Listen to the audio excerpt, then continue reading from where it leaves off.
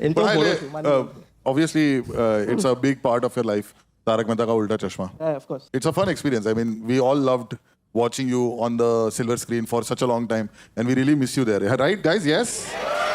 મેં સાંભળેલું કારણ કે when you got the role in TV તો ખાસો યંગ હતો અને એ વખતે તો કોમ્પિટિશન હતું ને તારી જોડે બહુ બધા ટપુઓનું. હા હા હતા જ ને ભાઈ, 500 જેટલા છોકરાઓ હતા ઓડિશનમાં. 500 ટપુ હતા. હા ઓલમોસ્ટ. એટલે બધાને એક વાર તો કાસ્ટ કરશે જ એ લોકો. 3 સુધી તો પહોંચી ગયા. બરાબર છે. લગભગ 50,000 એપિસોડ તો થવાના છે ભાઈ. Oh my God. પણ દયા પાછી નહીં આવે એ તો ગેરંટી છે.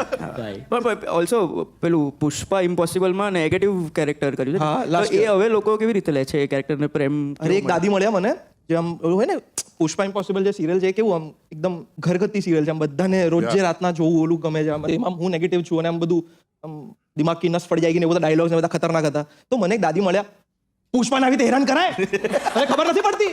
હા બા સોરી, હવે ના કરું બા સોરી. એમાં હું મરી ગયો બા, એટલે જ 10મા એપિસોડ મરી ગયો બા, હવે નહીં કરું, હવે નહીં કરું. તારે એમને પગે પર 12 રૂપિયા આલતા હતા એટલે કરતો તો ભાઈ.